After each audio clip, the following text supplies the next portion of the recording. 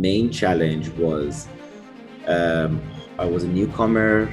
Like I had I had to meet with so many people to introduce myself first, and then what is IFIA, what is FICI, what is the National Inventors team.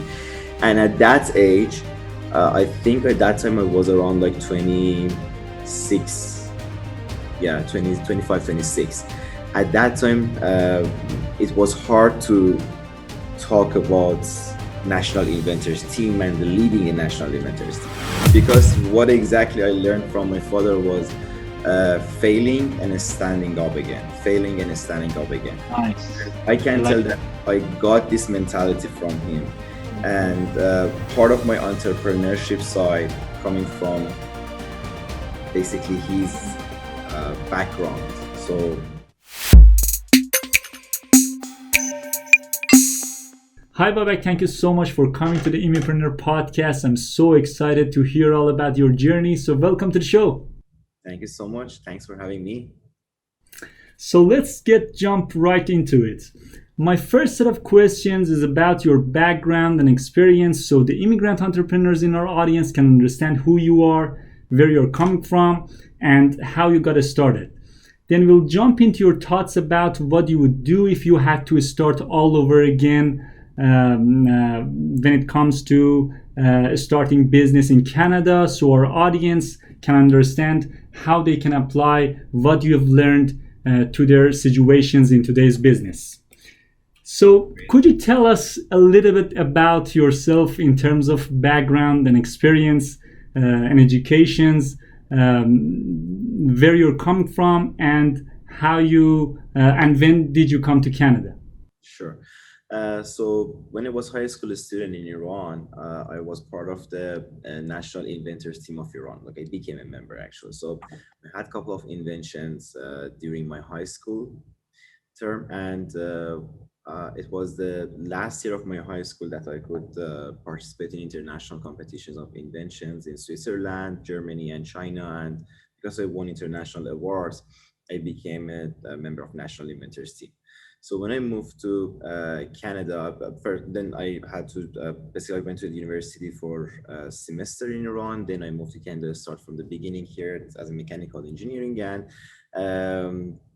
after like 2, 3 years here, I decided to basically run a startup based on one of my previous inventions in 2013. So I moved 2011 in Canada, and after I got familiar with atmosphere of here, and that time I remember 2013 was the beginning of like a startup era. Um, some universities started to run like incubators, supporting inventors, talking about entrepreneurship. And that was a moment with a mentorship of one of my prof at that time. I bring basically one of my previous inventions here and I started to work on it. Few years after, in 2015, I started to run the first National Inventors team of Canada. So I can divide my path to two different sides. One is entrepreneurship on my startup. The other one is the First Institute of Canadian Inventors, which is the branch of International Federation of Inventors Association. So in further question is if you have any, I can go into the detail for both of them. Of course, of course. And how did you start your first business? And what challenges did you face early on when you started your first business in Canada? So if you let me, I start from the startup, Clean Oil, and then go to the FICI, because the nature of those challenges are totally different. Definitely. FICI is non-for-profit, and it was the first time I was talking about National Inventors Team of Canada. It was a new concept here. I had so many challenges, but Clean Oil, my startup, was like a for-profit business. Yeah. The first challenge was the mentality I had. My mentality at that time as an inventor was technical part. So I was thinking only about technical aspect. And because at that time I was international student. I wasn't eligible for any kind of grants or loans or any government support. So funding myself beside international tuition fee and funding the business was a huge challenge. On the other Definitely. side, I had to change my mentality that money is matter, because when you immigrate from a country that all of your focus is on education, like university, technical part, you cannot focus about the business side. That took about like 5 6 months to just talk with my mentors, like talk with other entrepreneurs, with other startup holders, to see no that technical is almost the last stage. First is money. And after that, again, I came back to the money part to get funding for my startup. Uh, this part basically took about 2 3 years of my life to just handle everything and basically launch the product for the first stage. On the other side, for the FICI, as I mentioned, my main challenge was um, I was a newcomer. Like I had I had to meet with so many people to introduce myself first, and then what is IFIA, what is FICI, what is the National Inventors team. And at that age, I think at that time I was around like 26, yeah, 20, 25, 26. At that time, it was hard to talk about National Inventors team and the leading a National Inventors team. So it took a couple of months to try and test different strategies to prove myself to the government, because my goal was the government at that time. And to be able to overcome that challenges and barriers, I had to basically team up with first some people from our community, and then move to other communities to bring other people inside the organization, involve many people as I can, and establish chapters in different universities, which took a huge amount of time of us. Uh, Getting members, we hit 1,000 active members all around Canada before the COVID, and then sending international students and national students to international competitions and win awards and medals for Canada. So So there was not no such a thing back then. no, in Canada, no. We So you created the first national the team of Canada Canada, at the time. exactly. Before in 100 and right now in 100, about 110 countries, we have active offices. But back in 2016, it was about like 90, 95. Canada wasn't one of them. Interesting. So So it was a huge milestone for Canada. it was really hard actually to achieve that goal, but fortunately we made it. So what was the main challenge did you face for to get to actually pursue the government to support you at that time? The thing is, in Canada, because they support, like different countries have different styles. Like I saw in European countries, based on my experience with the thing I saw from our other counterparts, their government supporting their offices. In Canada and in US, it's mostly based on the NGO. So you have to show your NGO as a successful organization first, and then the government will back you up. Okay. But it's a chicken and egg story. So Yes. you become a successful organization, you need money, you need support, and government won't support you that much, unfortunately, at that stage. Okay. So the load of all of the loads of the first success is on you. To overcome that challenge, my strategy after trying and erroring different things was first expanding the organization, make it really national thing. So we established chapters in different provinces. So you basically used your own fund, right? At the beginning, yes. Oh my God, this was so challenging actually. I can imagine. We never got a funding from the government so far. Mm. I had to basically create the revenue stream for the company. Mm. And the next challenge was getting a reputation for Canada, which at that point we sent students to international competitions. And once they won award for Canada, then we approached the government again and told them that, hey, we are right now, we can call us the Yeah. national inventors team because we send uh, Canadian to international competitions. We won award for Canada, and now, and after that, they called us national inventors team official minister. So And you weren't a citizen at that time, right? no, Oh, interesting. So did you have any mentors, or did not you citizen at the had to minute. figure it out all on your own? Um, for obviously, I benefited from the experience of many people in this field. Specifically, the person who I mentioned earlier for my startup, he helped me a lot. He was an Iranian, but yes, the challenge for FICI was because it was a new thing. The comments from mentors was generally related to how to approach governments.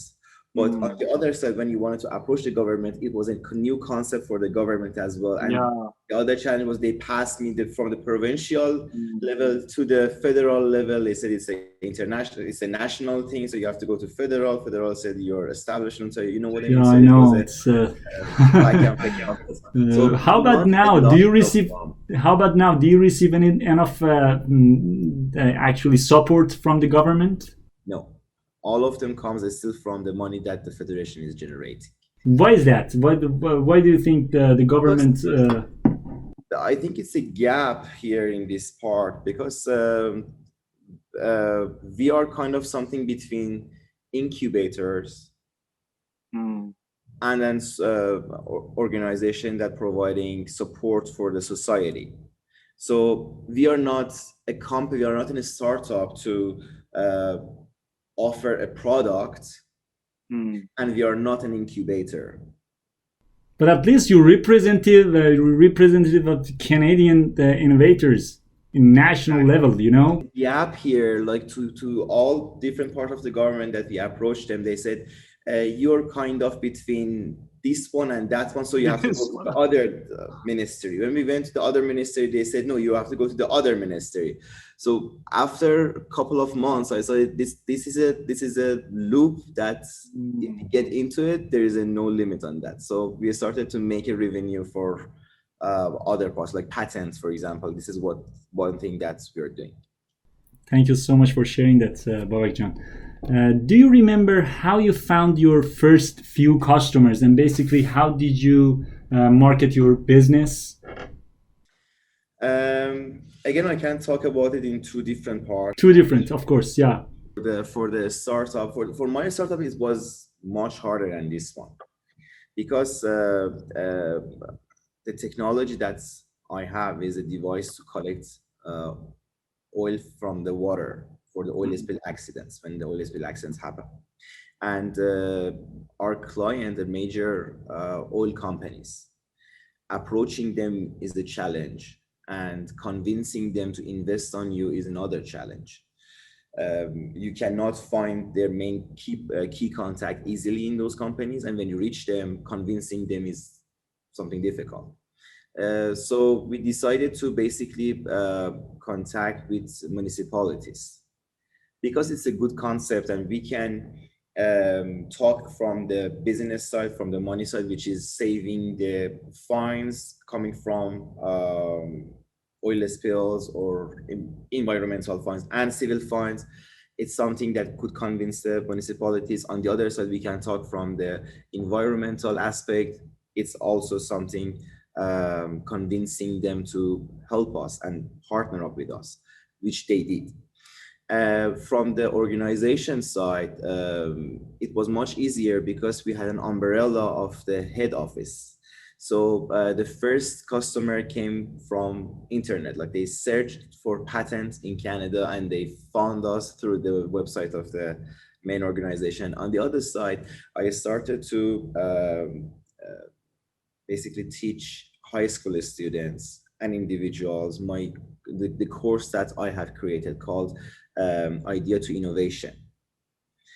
We had a seminar in Toronto in 2017, Uh, we had about like 300 attendees at that conference. So Oh, wow. after that, some of those people joined us, participated in our course, and then they became a client of the FICI. That's a very good strategy. I like that. Uh, so, do you remember how actually, let me ask this question. I think it's more relevant. Could you tell us a little bit more about the role of FIRST Institute of Canadian Inventors and how it can benefit entrepreneurs? Sure. So at one point, entrepreneurs need global exposure. This is the step that we can help entrepreneurs. Before that, for those that they need a patent, we are offering a patent for the product, but it's a different type of a patent. For just for the information of audience, I'm telling that there are two types of patent. One is a national patent, the other one is international patent. International patent called PCT is offered by the World Intellectual Property Organization, WIPO. And if IFIA is working under the basic observation of the UN and the WIPO. So this is our main product, basically. We are not working with Canadian patent or US patents. Our main specialty is on WIPO's patent, which is PCT. It helps them to protect their product in 153 countries, which is a good point for them. And on the other side, once they reach that stage to get into the global market, after they submit their project with us and pass the filtration, we send them as part of the National Inventors team to international competitions. Over there, they have this opportunity to meet with other inventors and entrepreneurs, which is a good, basically, opportunity to share their idea with them, like get help from their technology experts. And also, usually we have 2 to 3 days of marketing day in our international competitions. So industry experts from different countries coming to the competition place, visiting ideas, and if they like it, they can invest on it. As an example, in the competition that we have in South Korea in 2018, the amount of trading technologies and consultation services was more than $1 billion. It was huge. Of course. There were more than 70,000 visitors coming from different countries to that place. And the KEPCO, which is the Korean Electronic Power Corporation, was the main investor of that company. So whoever had a good invention related to electronic, they right away got the investment from the KEPCO. So these are the platforms that help Canadian entrepreneurs to get. How they can join your platform? Well, we have forms on our website, www.fici.ca. They can go there and register their invention, send us an email. Based on the type of their invention, if we have any related competitions, we will consider their application. And if they can pass those stages, then we announce them that you're approved and you can participate into that competition. Can you accept non-Canadian residents or someone who just is a newcomer? Well, based on the rule of the IFIA, if they have other nationality except than Canadian or not permanent residency, they have to apply under the flag of their the other countries of wherever it is. But if they have permanent residency or they have work permit in Canada, then they can come. Like, I mean, visitors cannot participate under the flag of Canada. Okay, perfect. Thank you so much. Babak, have you ever felt that you're not accepted because of your nationality or your skin color or your background? To be honest, in Canada, no. In Canada, fortunately, I didn't have this feeling so far, but I've heard that in other countries like US, they like my friends, they have this challenge and they have it seriously. You will Oh, not understand how difficult is that feeling unless you face it. And this is a blessing that we have in Canada, I believe. yeah. Definitely. Uh, that's a that's a powerful journey, Babak. Thank you so much for sharing that. How is the world of business in Canada different now than when you got started? Do you think it's easier or harder for new immigrant entrepreneurs starting out today than it was for you when you got started? To be honest, I can't tell it's easier or harder. It's a combination of both. From one side, the competition is higher right now. Before it wasn't. So uh, having access to government grants and supports was much easier because there wasn't any competition like now. But moving forward, amounts of government supports are expanding and getting more and more. So this is a good point. Number of incubators, number of venture capitalists, they are expanding. So this is a good point, which makes the job easier. But on the other hand, competition makes it harder. Perfect. Let's switch gears a bit now and move into the present where our audience of immigrant entrepreneurs want to get the kind of results you have achieved. So I'm going to ask you a series of questions about what you would do if you had to start all over again from scratch and strive to duplicate your past results. If you had to start all over again with your current knowledge and experience, in today's world with today's tools, time constraints, and other factors, what would you do differently?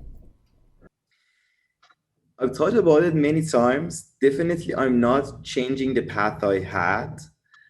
The only thing is I'm starting it sooner Mm, okay. because I'm seeing some of my friends that they are like 26, 27, and they establish their business, they establish their startup, for example. I'm thinking with myself, if I could do it sooner, I had to do it.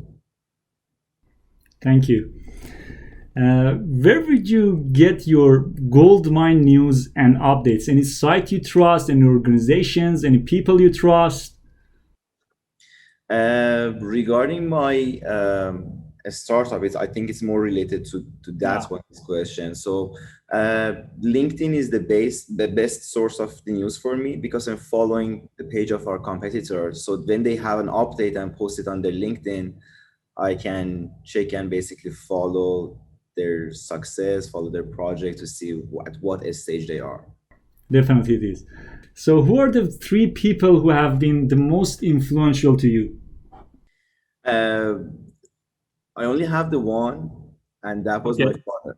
Because and it's not a cliche, because what exactly I learned from my father was failing and standing up again, failing and standing up again. Nice.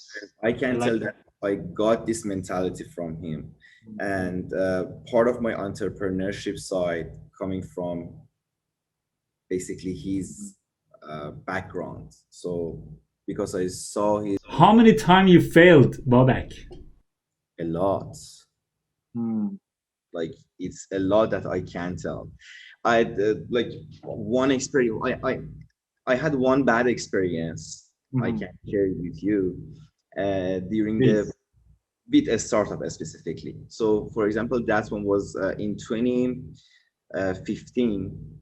I launched a startup company with my co-founder, Mm, but we did so many things wrong that I learned from those and use it for my future, for my other startups, basically.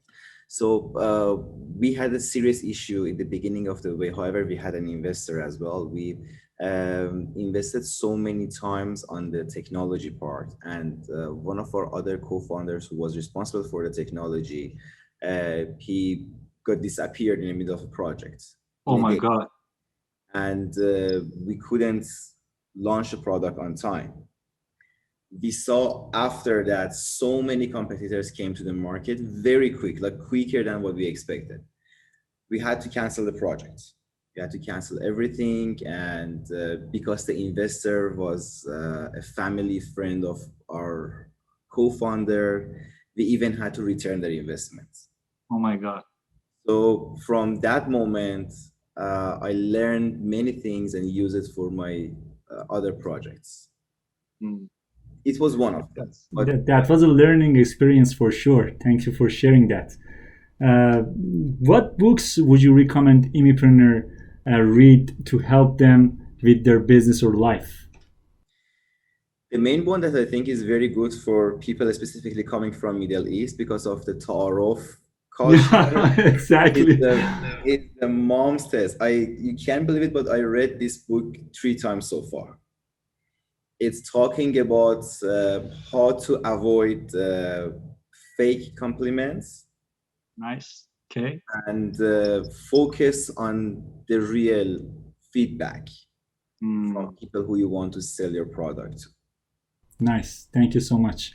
Let's move to the question section, which is this or that round. So this is a quick response to around 10 questions. Just one rule here, don't think about answer too much. Are you ready? Okay, sure. Hire fast or fire fast? Fire fast. Toronto or Silicon Valley? Oh, Silicon Valley. Sell to one or sell to many? Sell too many. Instagram or LinkedIn? Hands, but Instagram. Cold calling or online sales funnel? Yeah, whatever it is the other one. LinkedIn? Whatever it is, except of the cold calling. Okay, got it. Oh my God, yeah. Podcast or YouTube? Podcast. Physical book or audiobook? Audiobook, definitely. Invest in real estate or digital currency? I'm from Isfahan, so invest in real estate. Nice. Virtual event or physical event? Physical. Remote working or in office working? In office working. You kind of hesitation when I ask you about the Toronto or Silicon Valley. Why is that? Because of the hesitance comes from the city, not from what it offers. So Mm. Silicon Valley is perfect for startups, definitely, no doubt. But I like to live in Toronto rather than Silicon Valley. Okay. But Nice I comment. like Thank you. high-rising Uh, atmosphere. Not the Definitely. Okay. Okay, let's move to the $10,000 question. So, if I was to give you $10,000 and you had to spend over the next few days on a single thing to grow your business, what would you spend it on and how would you measure success? branding. And how would you measure success? By the feedback that I'm receiving. So we did it recently. It's a minor change in part of our branding package. And after that, I saw how quick things changed. Like the response coming from our potential partners that we are talking to them right now, it's really changed. Definitely, I agree with you. Branding is everything in business. Let's finish off by shifting the focus to someone else who deserves it. So that is a mega Immipreneur, and basically a mega Immipreneur is a very successful immigrant entrepreneur. So who's a mega Immipreneur that you would like to give a shout out to? What we can learn from them and how we can find them?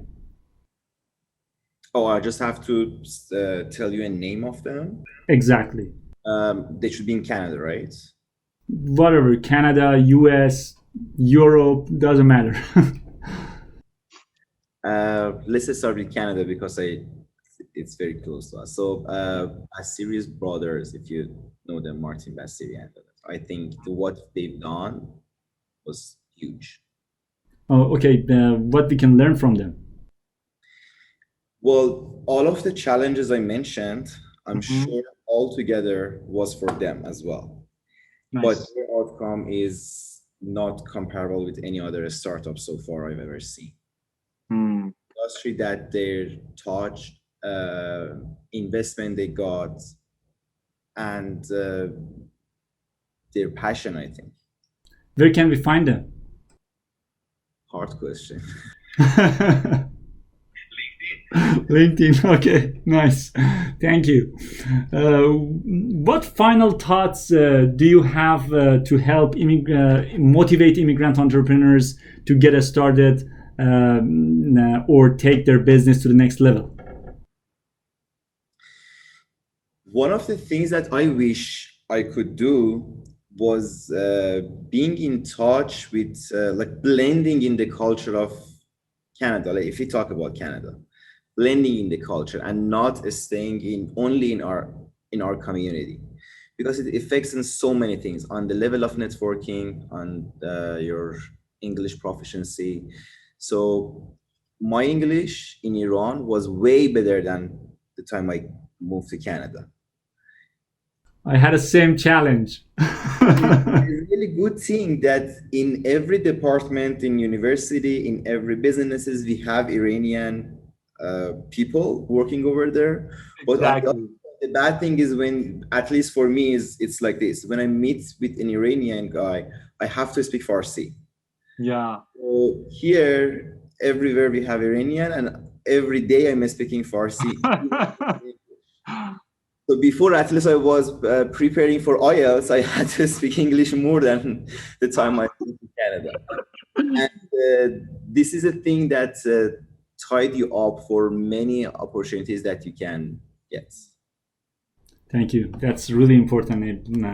I really believe that because I really had that same challenge in my business early on. Where can our listeners connect with you online? I think Instagram is the best point of. Could you tell us the username? Sure, it's Babak BABAK dot KHODAPARAST. Thank you so much. Babak, thank you so much for coming and inspiring all the immigrant entrepreneurs listening. And I'm so honored to share your story. I wish you all the best of success and hope to stay connected. Thank you so much for having me. Thank you. You've been listening to Immipreneur Show with me, Mo Mojahed. Come back next week to hear more steps and missteps successful Immipreneurs took on path to success. I'd like to invite you to check out our website at immip.net, that's immip.net, and join the community of immigrant entrepreneurs and download an action plan that we put together for you as well as the show notes. That's immip.net/show. And if you have any questions, send me an email to mo@immip.net and I may just answer in a future episode. And don't forget to share this episode with people that you love, that you care about, that you're leading, that inspire you. So God bless you all and have a great day.